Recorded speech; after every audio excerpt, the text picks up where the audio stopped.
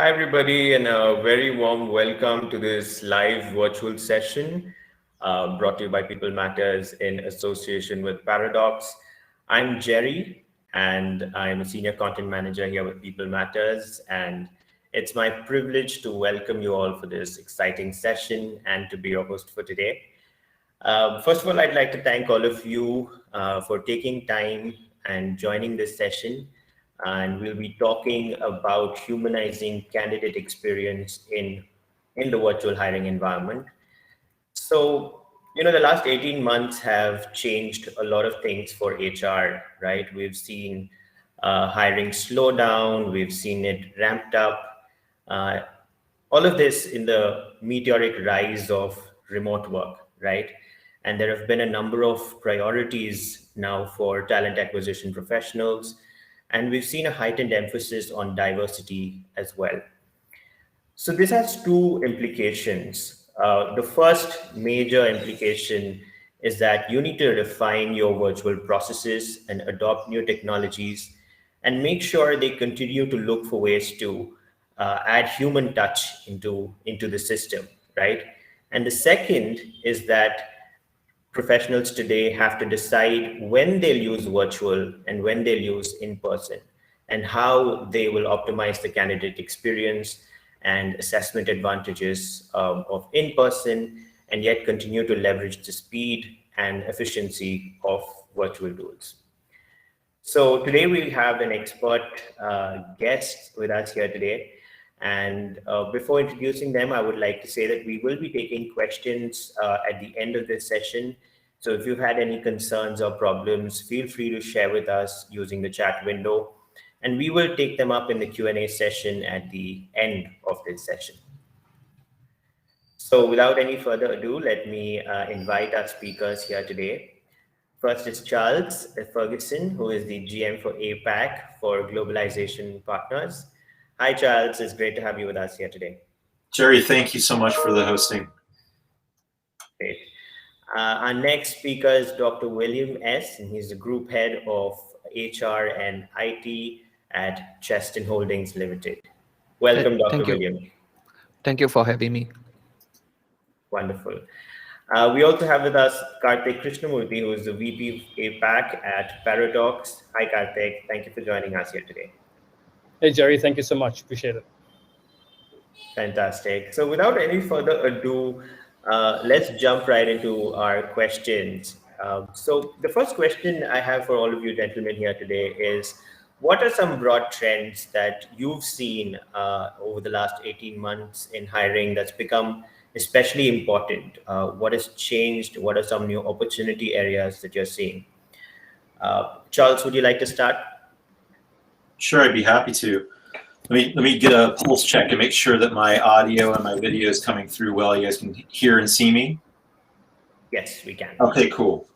So I'll tell you, I'm sure my colleagues on the panel are going to have much to share in addition, but I would suggest to you that certainly one of the key elements of trend that I'm seeing across the various clients that we're working with, and certainly even in my own sort of talent acquisition as we're growing our business, is certainly exacerbated by the remote world that we're all operating in.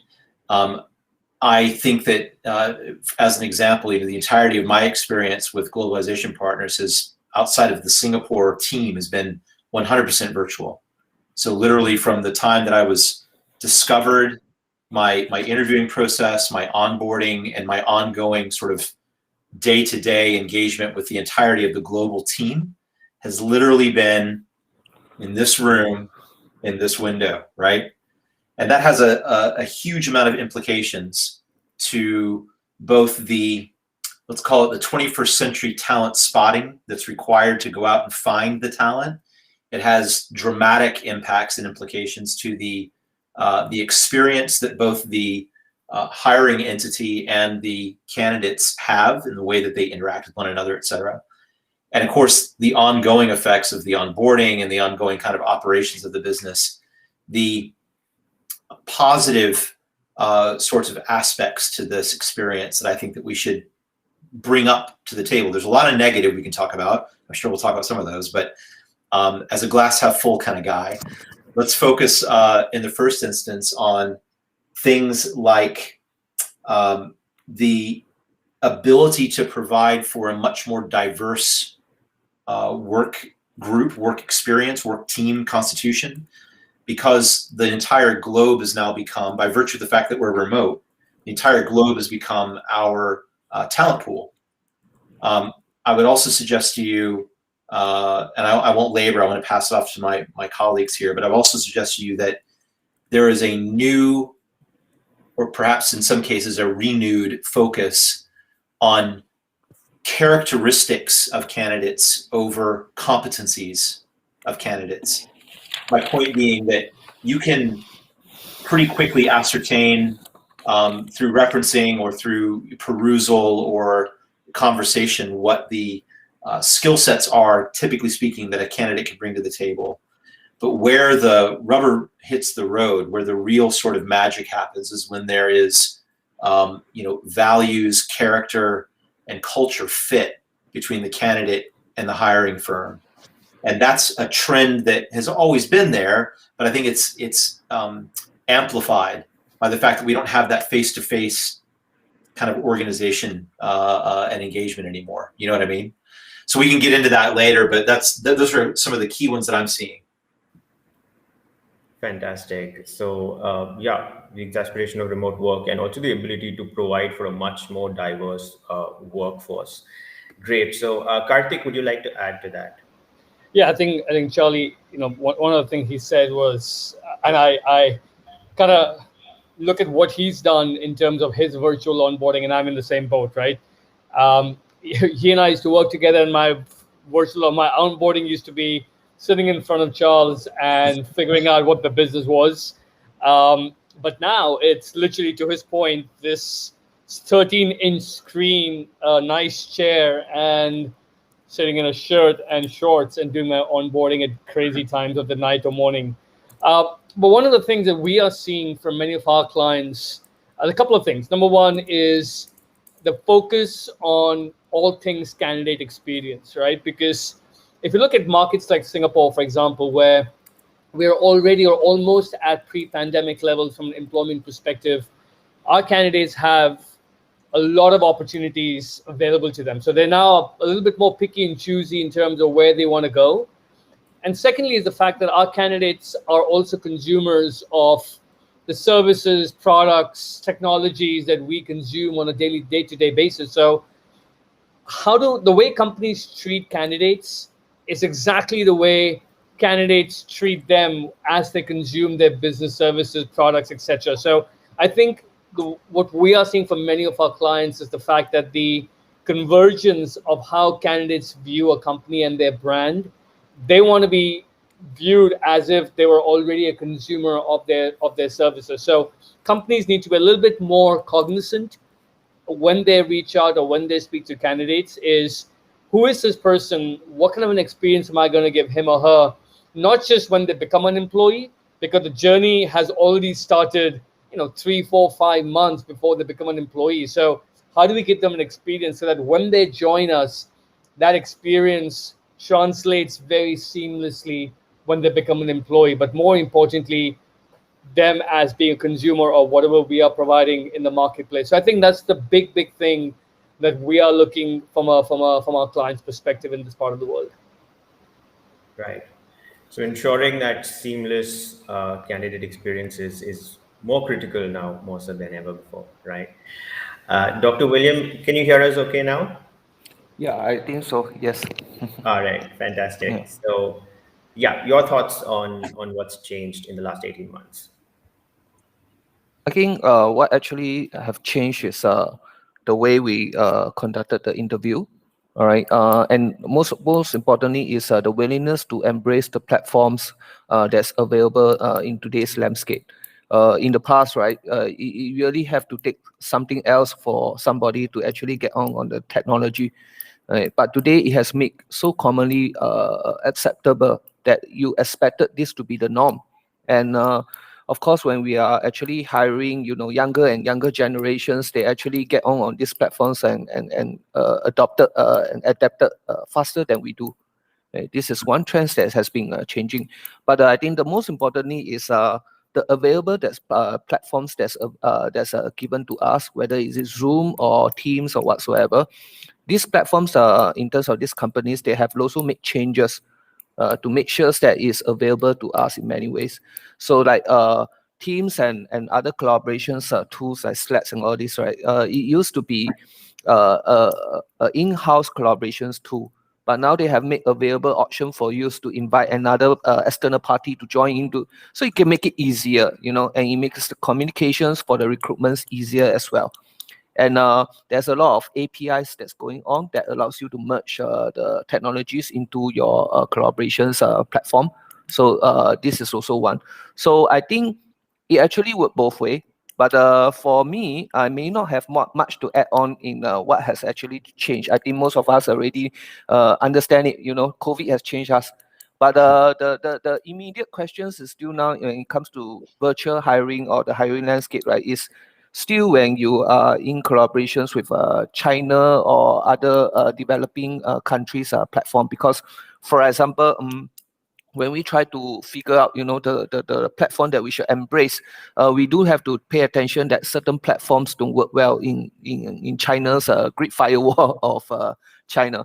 Okay, so that is also one thing that we need to take note. But nevertheless, I think there are other technologies that have make it easier for us to go that way.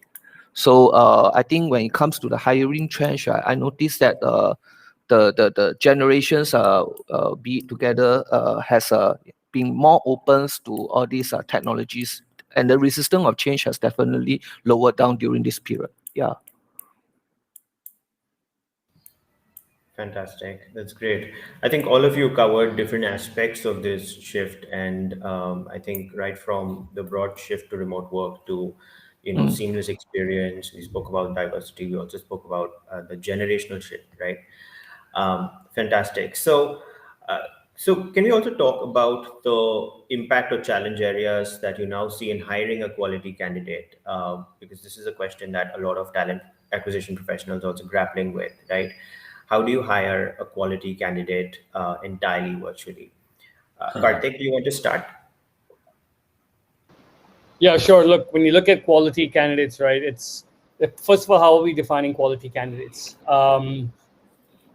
We then look at talent acquisition teams and what people within these teams are doing on a daily basis. From what we've seen, speaking to many of our clients, unfortunately or fortunately, the talent acquisition organizations continue to be the last bastion of adoption of technology to help ease the time that talent acquisition team members spend time with people. Most organizations, unfortunately, spend so much time in just going through what we call the boring stuff. Things such as screening resume after resume after resume, scheduling, or back and forth of rescheduling because of the environment we're living in. I think companies are missing a trick here. We want our talent acquisition teams, our recruiters, to spend time with candidates, to bridge, to build a bond and relationship with these candidates. And the big misconception is that technology can only do so much. I think you mentioned it earlier on, Jerry, is how do you add the human touch with the technology adoption? I think the way companies, or really good companies, do that is they look at bringing in technology to remove all of these manual processes and automate them. And then your talent acquisition team members now can focus on the so-called short list of the right people, the right quality of people that are coming down the pipeline for opportunities. So think about the fact that, like I mentioned earlier, many candidates today have multiple opportunities, multiple offers. We want to make sure that when we find the right person or the right persons coming into for a particular opportunity, we are treating them with the white glove treatment that they deserve, because they will be, or they could be potentially, the next superstar within our organization. So companies need to think about balancing the use of technology and then allowing their TA teams or recruiters to spend time with people and build those relationships. That's the way our clients are looking at quality of hire and quality of candidates instead of looking at a laundry list of 100 200 resumes in any given week. Right. Charles, would you like to add to, I'm sorry, Charlie, could you like to add to that challenges, what in terms of hiring a quality candidate? Yeah, look, I do believe that it's very often the case that, particularly in a region like Asia Pacific, where the vast majority of the companies, particularly in the information worker arena, are growing at such an exponential clip. And first of all, let's pause to celebrate that, right? I mean, we're recovering very, very quickly from a catastrophic black swan event. But the flip side to all that growth and that voracious appetite to get as many talented people acquired as possible is that we very often forget to do the simple thing of remembering who your audience is. And we've all been a candidate, like I wasn't born into this job, as an example. I might have been born for this job, but I wasn't born in this job. So my point being, you need to remember what you feel are table stakes as an individual when it comes to the experience that you expect when you engage with a potential employer. And I would suggest to you that it's also often the case that due to that speed, not due to a malicious intent, right? There's no sort of like nefarious goal of some TA person to destroy someone's day, right? But there is an opportunity, even in the talented candidates that you meet with who don't make the grade. You have an opportunity to create advocates and ambassadors in the marketplace who can, share their positive experience, which creates a ripple effect of potentially, certainly brand equity building, but even more so, and probably more germane to this conversation, attracting other possible candidates who would be qualified for the role, right? In the days of social media, particularly when everyone's kind of kicking back at home constantly on social media, it seems to me that the experience being managed both through the engagement and sort of the sourcing side, and then post the interviewing process, and frankly, not necessarily related, but even in an offboarding construct when people leave the business, that entire experience should be reflective of the company's values. And that's a challenge for a lot of firms.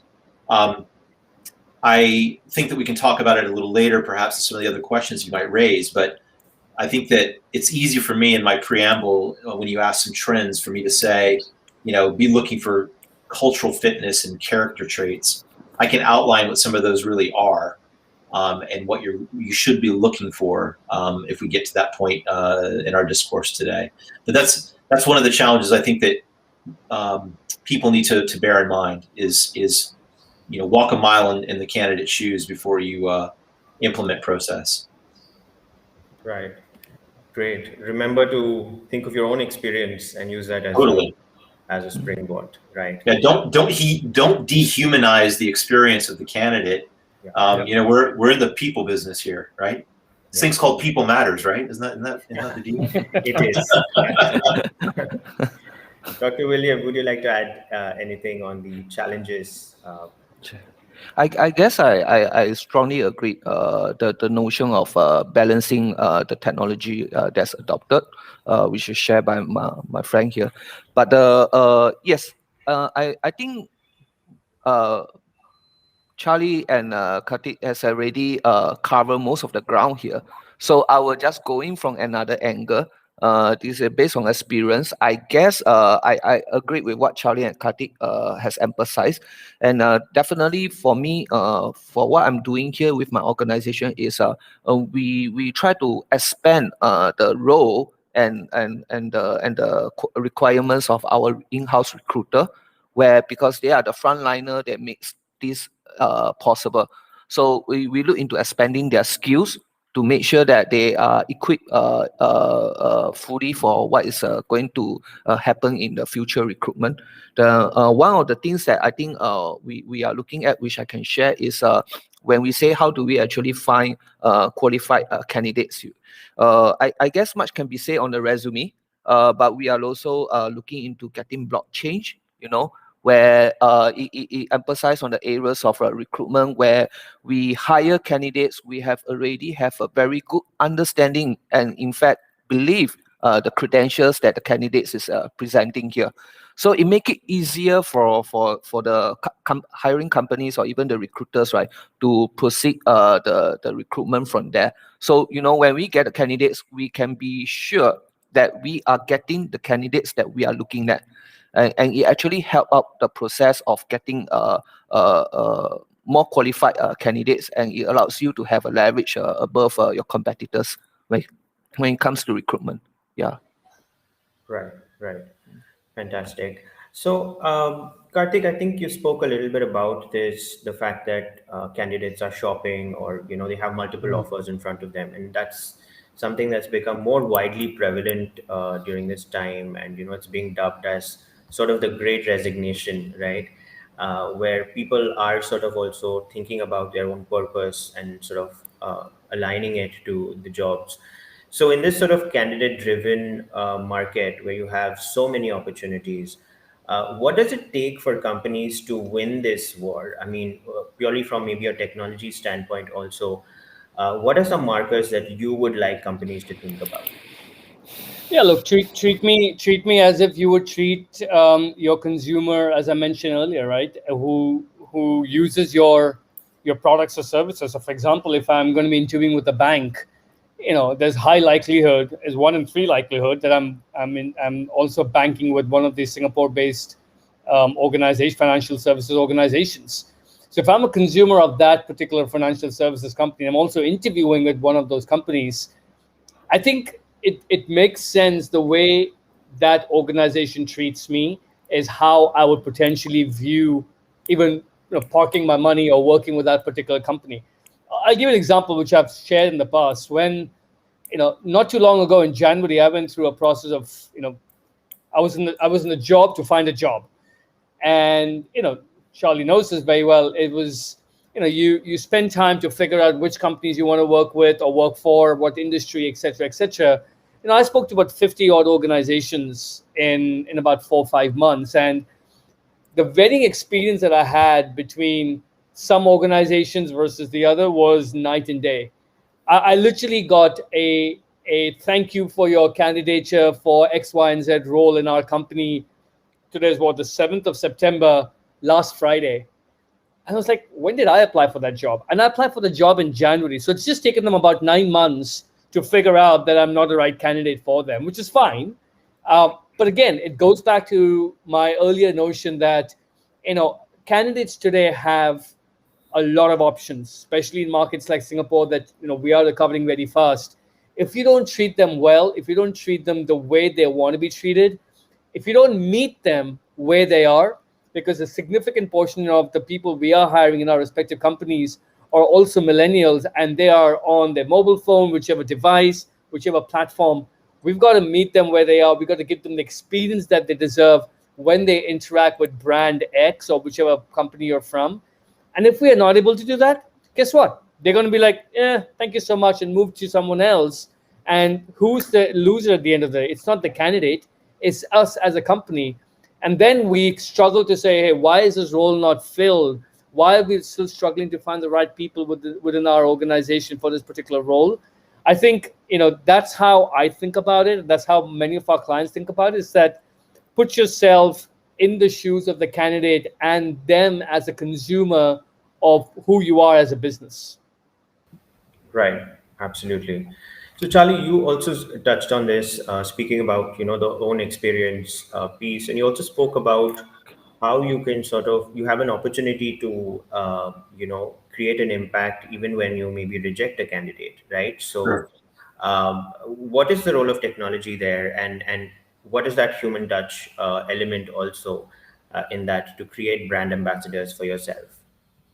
It's a wonderful question. I would suggest to you that there are a few steps that need to be sort of organized and defined and documented.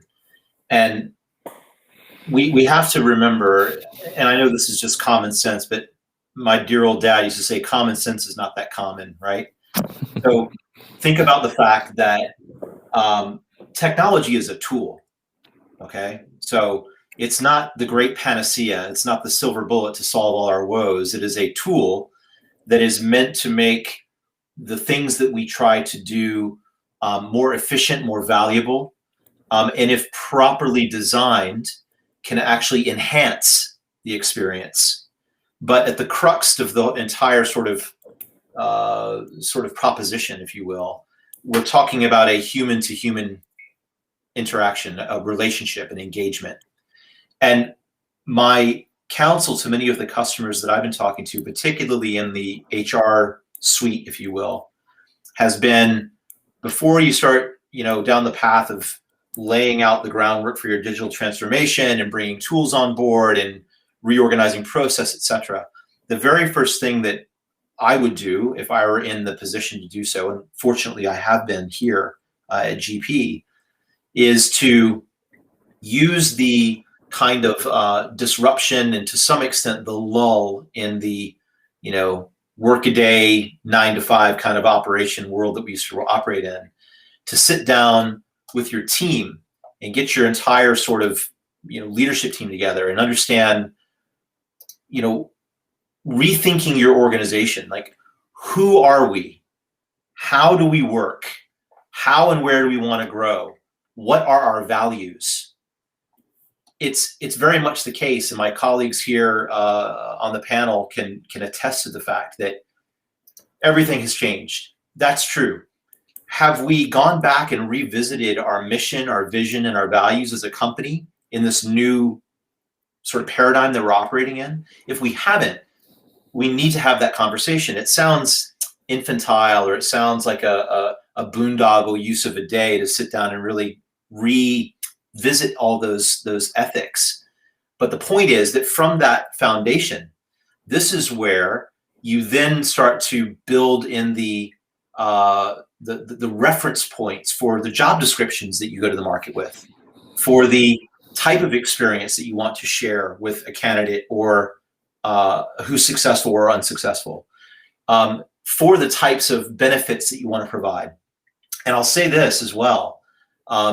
Kartik has referenced it a few times that we used to work together in another firm. And in that company, we were fortunate to have a very well-regarded and extremely diverse research arm. It's called the ADP Research Institute. So the firm that we used to work for is the company called ADP, Automatic Data Processing, for those of you who are not in the payroll and HR outsourcing world. And in that research institute several years ago, there was a piece that came out where we analyzed via survey across a whole swath of the global working population, the things that were evolving in the future of work, and many of the aspects that the younger worker demographic brought to the fore. Things like, I want to be able to choose where I work and when I work. I want to work for a place that has purpose and meaning. I want to be able to access training and information anytime I want on any device. So all of these things have an intrinsic link to technology, and all these things are important. At the time, 5-6 years ago, when these, I'll use the term even though I hate it, millennials were saying these types of things, the more seasoned information workers and executives said, yeah, but yeah. Now, fast forward 5 years later, a global pandemic has shaken the very foundations of the entire earth, right? And all of those things that the snowflakes and the strawberries were saying were important to them are now table stakes for every single employee and candidate across every demographic in every country of the world. Again, I preface by saying in the more technology-driven information worker type environment. Clearly, if you're in a different type of industry, it might not be the same emphasis, right? But my point being that the evening out or the democratization of all those requests and expectations, the driver for that, beyond the obvious outlier, the black swan event, is technology. That's the enabler. And so therefore, I would suggest to you that indeed it is the case, particularly as we enter into the 2021 Great Resignation, which is happening all over the world, which we can touch on later. The onus is on the employer to present an appropriate environment and cater to the expectations and needs of the candidates. That's firmly in their hands. Technology allows us to sort of even that playing field, but it all goes back to knowing who you are as a company and what's important so it can resonate with the people that you're trying to bring into your organization. Great, great. That's fantastic. So I hear you saying that this really is sort of an opportunity to reset and to, think of everything, right? From your vision to the purpose, meaning, Yeah. and that sort of informs the type of job description that you want to put out there. Great. That's fantastic. Dr. William, would you like to add to this on how can organizations win this new age of work? Uh, Can you hear me? Sorry. Yeah, I thought I muted. Yes. Okay. I definitely agree that we need to meet where the candidates are. Giving the understanding of their perspective, and I think most importantly, I agree with Charlie when he mentions that you as a as a team you need to come back and review and reflect on what are we going to move ahead with our vision, missions, and shared values. I guess what the new age of talents are looking at this moment is not just a work, it's not just a job, it's a purpose. I think of course the word purpose is it can means many things, but they are looking for higher purposes. They are looking for employer brands that actually seek to build empathies and actions. Instead of just talking, they want to see things move forwards. I can even share. A few of my colleagues they prefer a certain brand because of the companies that actually tested on not they don't test it on animals. They don't enforce animal testing or whatsoever. These are the things that everybody is looking at right now. So when it comes to the company, right, we have to understand what do we stand for and how do we move forward. You can say that we are building a story, but true to be, you are building a legacy as well. What do you have to show to the potential talents and the employees out there, especially when when you do the common things that what every other HR is going to do. You go to the job fair, whether is it a virtual job fair, or whether you go to a universities and you do a speech, you do a recruitment. The students out there, the going to be graduated students out there, they are actually looking for more than just a brand. They are looking for more than just pay. They are definitely looking past your perks, right? They want to know what you are doing. They want to know what have you accomplished, and they want to know moving forward what do you want to accomplish together with them. They want to see a journey, and I think these are the few things that every companies, if you intend to be in business for the next 20 to 30 years, because the new generation is going to come in, they're going to come in at 20 something, and by the time they jump they jump on your ship, they have worked for 5 years, they are already reaching to 25 to 30s or whatsoever that can be, right? They want to have a purpose of what they accomplish with you and how they move on together. So I guess a lot of organization can just throw out whatever strategy recruitment they have, and to rethink this whole entire recruitment strategy together with their vision, mission, and values, and of course on the same times, right, embedding what digital platforms have, right, so that their strategy can reach out to more candidates and to build a more purposeful recruitment. Right, absolutely. I really like what you said about look past the perks and look at the journey in whole. I think that's fantastic. So before we move to the audience question, I think we have a lot of audience questions pouring in as well. Okay. I'd like for us to talk a little bit about the speed of hiring. I think we are seeing that, research suggests that about 25% of mission critical positions remain vacant for months. And we're at a time when the speed of hiring also matters a lot, right? For high growth companies. And during this, how do you balance or find the right balance between technology and organizational priorities when things are moving so fast? I think both from a candidate perspective and from a business perspective as well. Karthik? There's a lot of lag. Can you all hear me still? Yeah. Yeah, we can hear you. Yes. Okay, perfect, cool, thank you. Look, I think it's a fine balance in terms of speed of hiring, and the McKinsey article was actually pretty spot on. There was also a very interesting article by Corn Ferry. So the way companies, and what we've seen, the way companies balance speed of hiring with having that journey from a candidate's perspective nailed down is a few things. Number one, make your impression a great one, right? So pinpoint where your candidates are going to learn about your organization, about the open opportunities, and ensure that you are providing them the best impression when they are coming across your particular brand. Number two, always respond to candidates or applicants, right? Even if they're a silver medalist and haven't got the job, we got to take time to I think Charles said it and Dr. Williams said it, give them the right, make them an advocate for other people that they may know in their network who may be a better fit than they were for this particular job. So always respond to folks.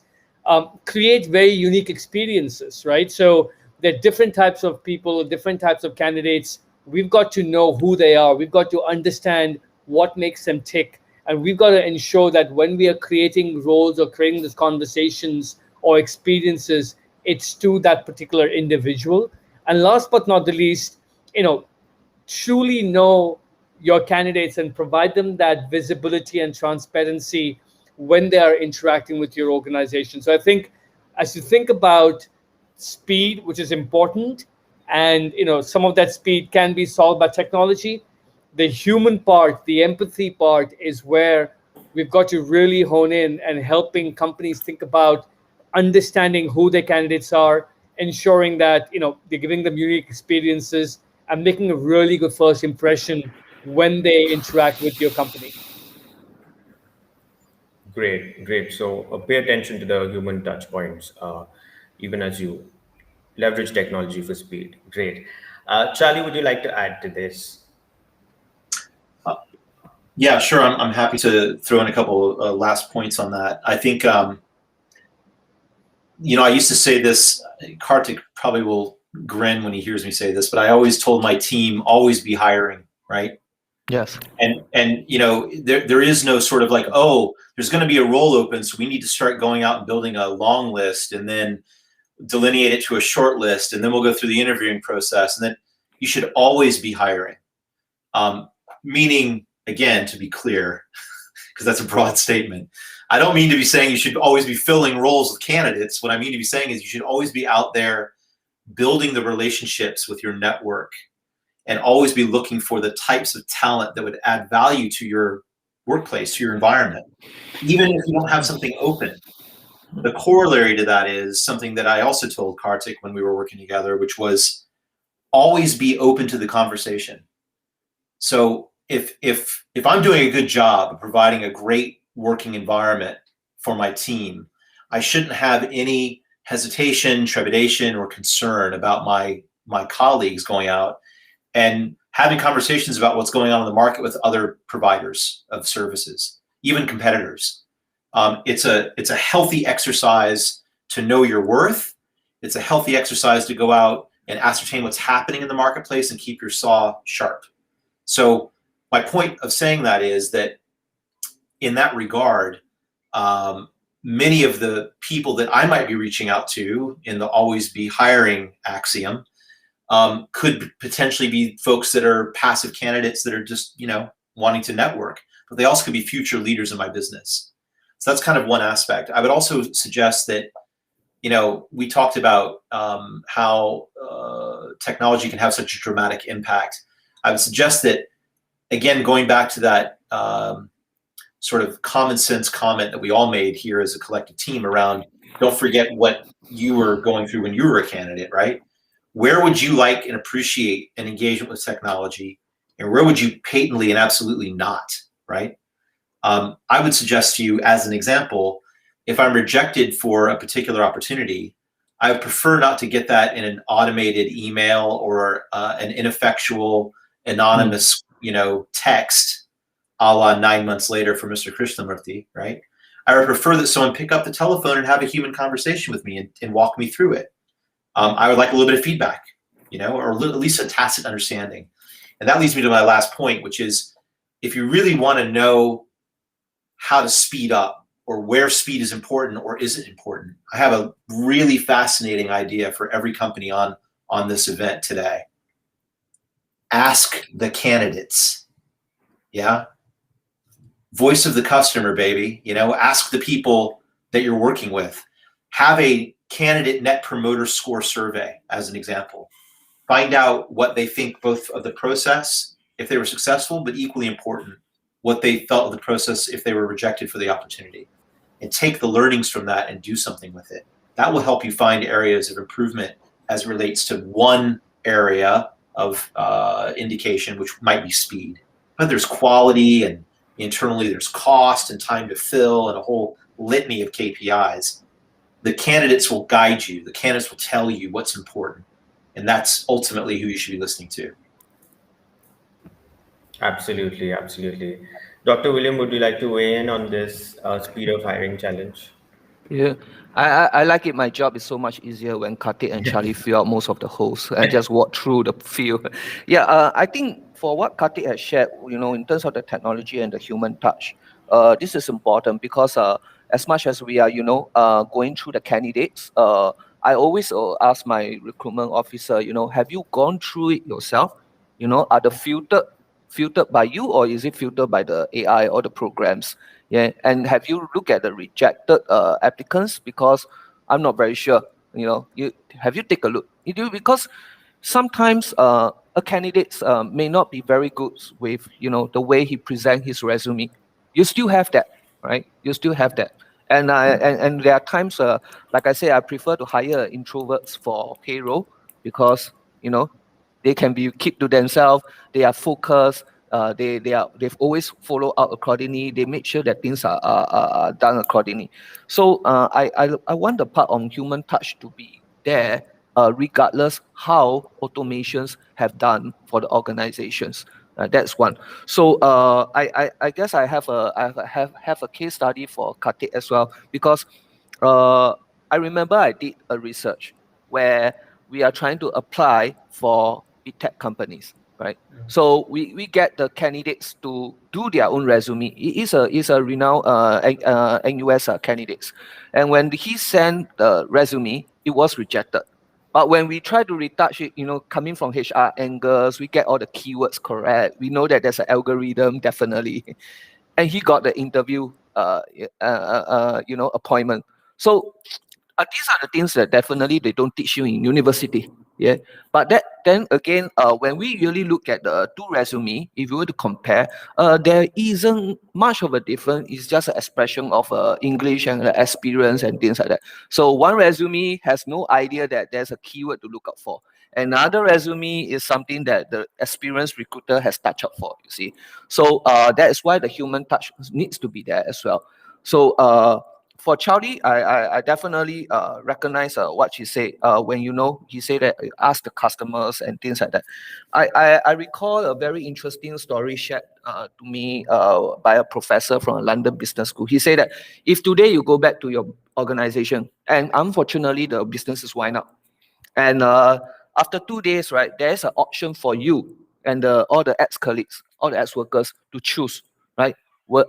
There will be a chance where a team of 5 to 7 or 15% will choose to opt an option for a part of the business, and they are able to get together with the people they wanted to work with, right? There is a very high chance that the business will do so much better than before, even though it's only 10 to 15% of the organization businesses. Why? Because of two major components, right? The first is because the good people who works, they understand the value of the business. And they do know, the profitability, the workable environment, operational. Right? And the last and the most important reason is the people know who to look for when they want to work with. Who are the good people they want to work with, right? So there's a higher chances of success. Yeah, you definitely will want to find a boss who is not micromanaging. You want to find a supervisor who is encouraging. You want to find people who has good directions, focus and things like that. So I guess these are the things that you tell yourself. People will look out for good people. So when it comes to the recruiter, right? You will ask yourself, what is your hiring and pipelining tactics? Given that 25% of mission critical positions are often vacant for 5 months. So based on research, about 72% of the companies, the good top companies, right? They keep the qualified applicants for the next considerations, right?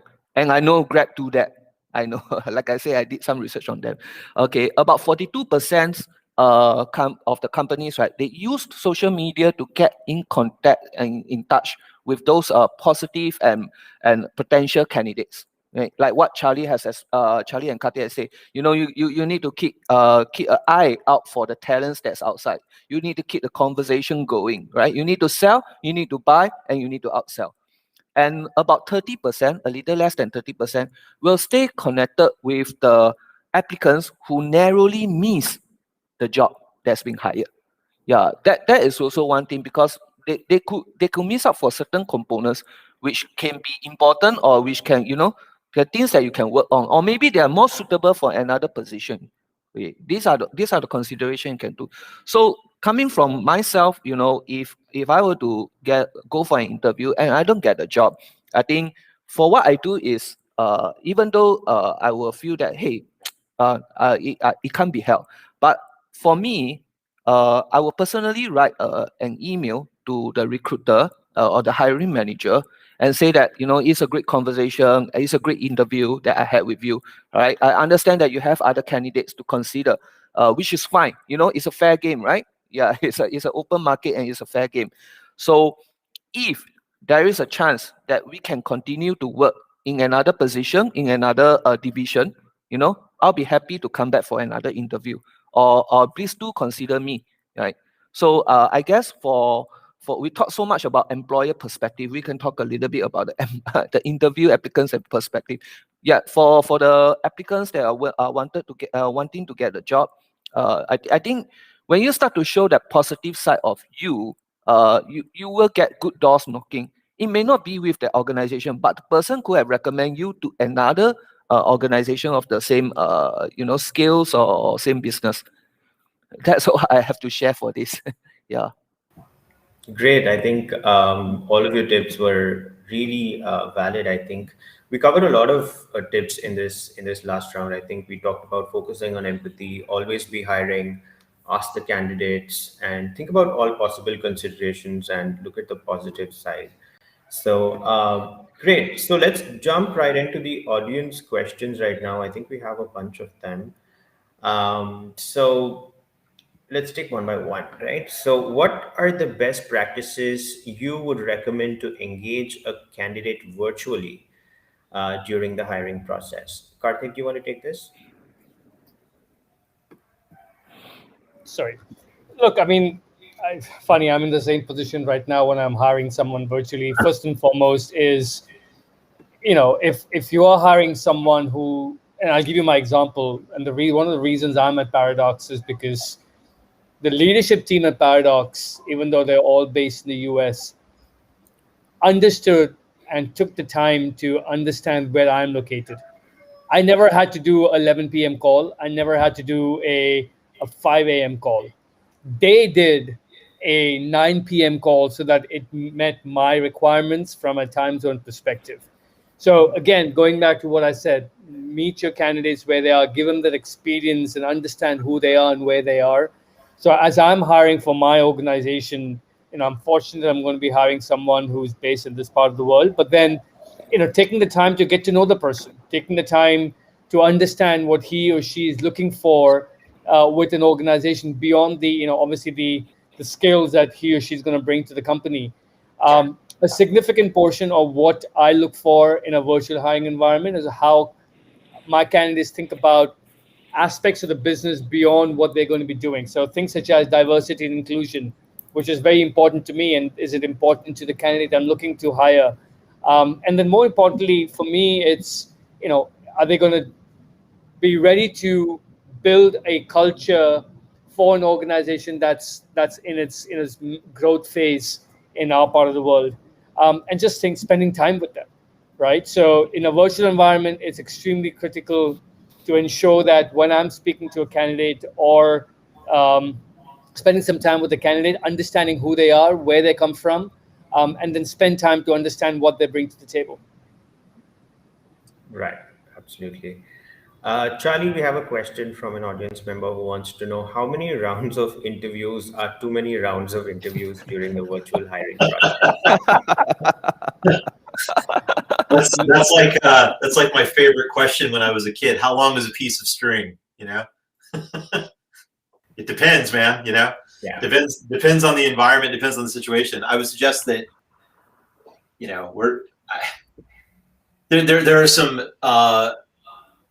there are some expectations that you need to set with the candidate before they enter into the process. And one of those expectations that needs to be set is, look, this is going to take the following amount of time, right? And here is, by the way, here's the roadmap. This is what your experience is going to be like. You're going to meet with me. I'm the TA, and we're going to have a conversation. And based on the outcome of that conversation, I'm going to introduce you to a number of different people in the organization, number being relative to the role and the seniority and the responsibilities, et cetera. But I think it's very important that it's consistently reminding the candidate that these engagements are not interviews, right? Mm-hmm. These are conversations. These are conversations. And by the way, this is not just a job. I'm considering you to join my family. Mm. So I'm not just going to invite some stranger to come and like sleep in my house, right? I don't mind having strangers sleep in my house, but I would prefer that at least I know some stuff about you. And I guess that goes to the second point, which is, back in the 80s when I was growing up as a teenager, Ronald Reagan was the president of the United States. And one of the things that he said was trust but verify, right? Yes. So I trust you because I do unto others as I would have done unto me, right? I'm gonna lead with at face value, I trust this individual because I'd like for them to trust me too. But at the end of the day, I am gonna verify. So a successful practice for engagement and for ensuring that you're making a solid, well-informed decision is to have a third party verify and background screen every single candidate you bring into the organization. And that's not because I don't trust you, it's because I want to make sure that everything is accurately represented and that you're also not only that you're not misrepresenting anything that you've done, but you're not being misrepresented, right? I want to have a couple reference conversations and see where some areas are where I can help you be a more successful employee and all the different things. Too many people think about these things as negative implications. The implication should be positive, right? But I think those are important pieces. Absolutely. Great. So we have a question on how to make the virtual screening process more empathetic and human. I think we spoke a lot about walking the journey. Dr. William, would you like to take this? I think there's no hard and fast rules to make a virtual screening process, more empathetic and human. I guess it all comes from the kind of engagement that you wanted to build with the potential candidates. I think just to echo what Charlie has shared, when how many rounds of interview for this virtual hiring process. I think I have been through once myself, which is a shame I did not join the company. I have met about 5 or 6 senior management across United States to United Kingdoms, and the people have different conversations with me. It's not about hiring; it's about different conversation. And I still remember there's one director from the UK. He was asking me if I'm more interested in Arsenal's or Manchester United. I was like, is that a trick question?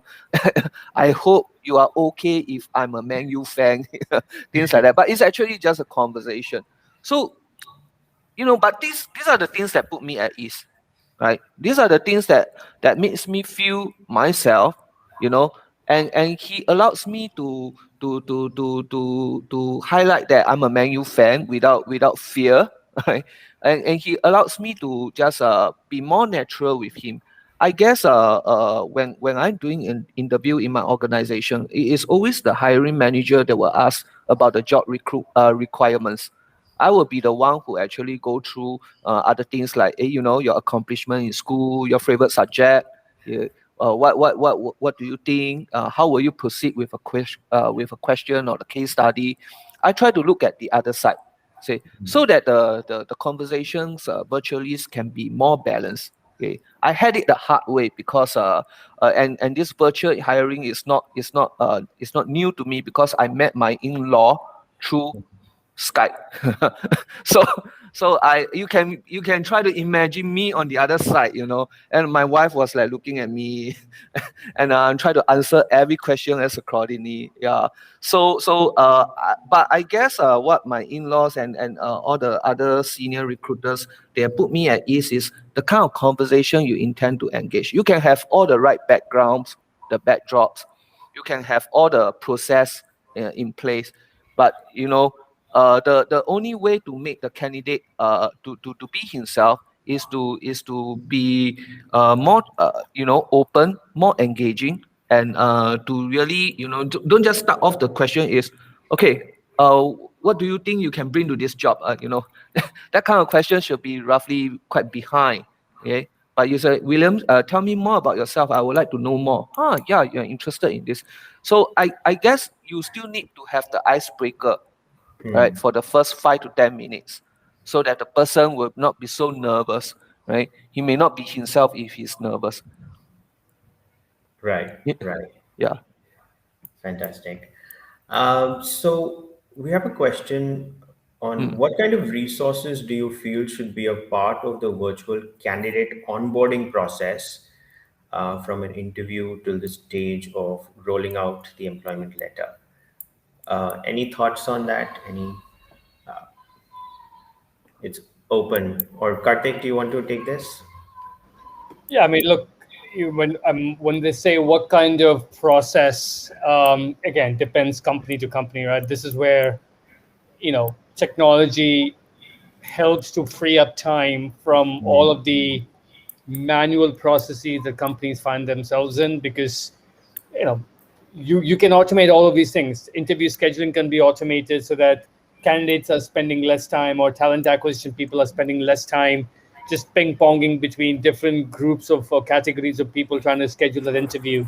Once the interview is scheduled, technology can automate the entire process of your offer letter, your onboarding, etc. So look, it all depends on how open an organization is to automate some of these processes, so that their HR organization can then spend time to look at what is the experience now that candidates have gone through all of this with us. What is the experience he or she needs to have day one when they start with my company, right? So we've given them all of these tools, put them through all these processes. They become now an employee. I'm going to now focus on what happens when they walk into my door or a virtual Zoom environment on a Monday morning, and what am I going to give them on that first day. It all depends. So there are lots of technologies, including obviously from us as Paradox, but it all depends on what the company is trying to get done as an organization. Right, right. Absolutely.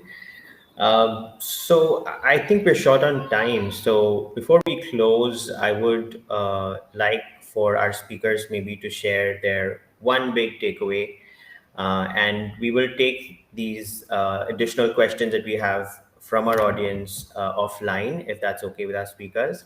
Yeah. Yep, that's cool. All Sure. right. Great. So, Charlie, would you like to start? What is maybe your one key takeaway from today's conversation that you'd like to share with the audience? Look, I'll suggest that talent is borderless, and you need to open your mind to the idea, particularly in this virtual world that we're operating in now, that the talent you shouldn't be restricted to looking in your own backyard. You should be able to look anywhere in the world to find that talent. And frankly, that finding that talent outside of your local environment is going to do nothing less than enrich your culture by bringing in new experience, new diversity of thought and perspective. So think about that, and then reach out to the companies that can help you navigate to that remote talent acquisition.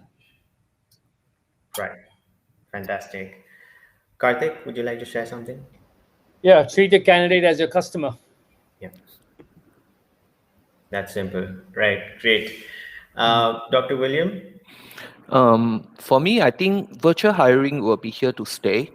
So it is important, regardless, not just because you have a HR, but when it comes to the platform that you intend to adopt, you need to think it through. The kind of reaching strategy that you have on hand.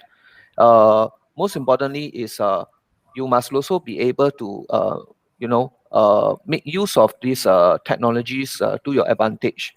But before you just jump on the ship to try to subscribe to this platform, think it through.